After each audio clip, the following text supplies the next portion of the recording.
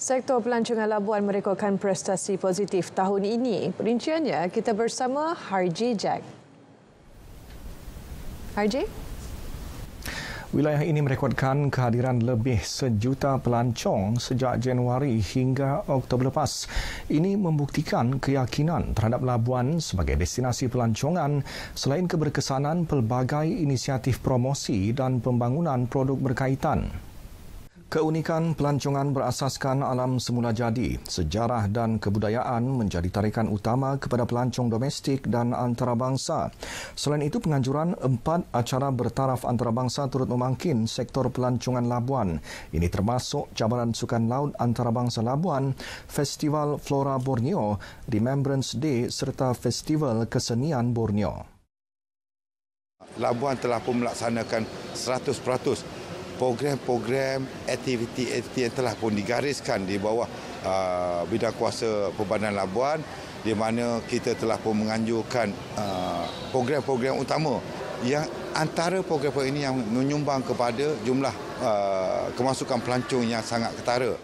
Pelaksanaan pelbagai aktiviti pelancongan juga membantu menghidupkan semula ekosistem ekonomi tempatan, antaranya sektor perhotelan, pengangkutan, pengusaha pelancongan dan peniaga kecil.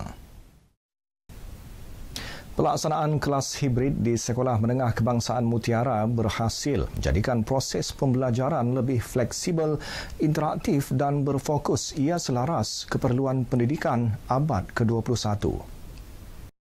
Kelas hibrid di sekolah berkenaan dilengkapi kemudahan teknologi video interaktif UVT yang menggabungkan pembelajaran bersemuka dan secara dalam talian sejajar agenda pendidikan digital Kementerian Pendidikan Malaysia.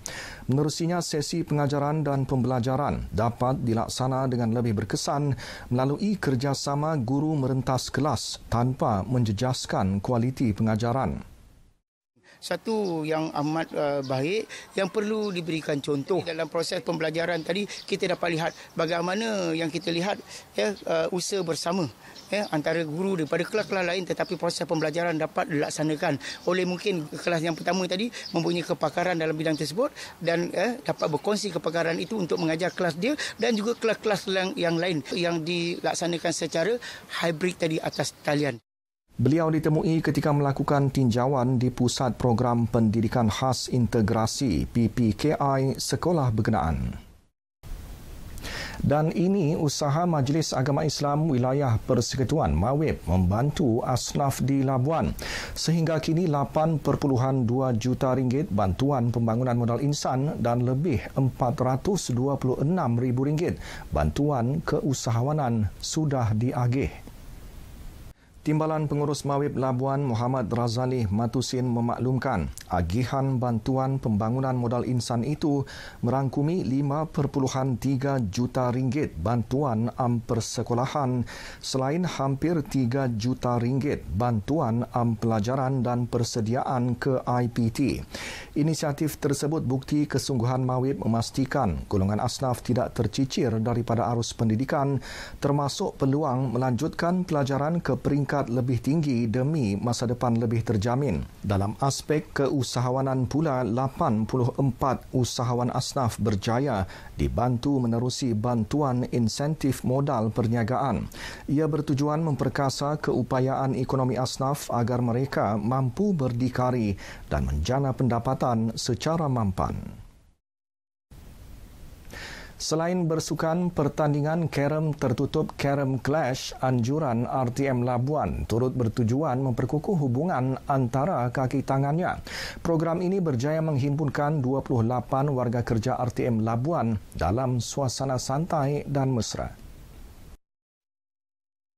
Pegawai dan juga staf RTM Labuan ini sendiri harus diberi ruang untuk mengikuti acara-acara ataupun aktiviti-aktiviti santai. Mungkin juga ada sukan-sukan lain yang kita boleh buat, sama ada sukan dalaman ataupun mungkin kita akan buat sukan di luar sana supaya fikiran kita lebih terbuka dan juga mungkin kita dapat menjalinkan hubungan silaturahim bersama dengan agensi-agensi lain ataupun bersama dengan audiens kita, orang ramai, komuniti yang ada di Labuan ini.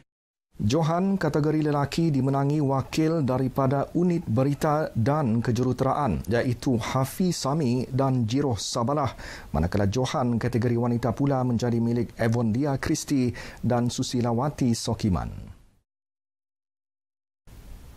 Sekian paparan dari Labuan. Assalamualaikum, salam Malaysia Madani. Kembali ke Angkasa Puri. Baik, terima kasih.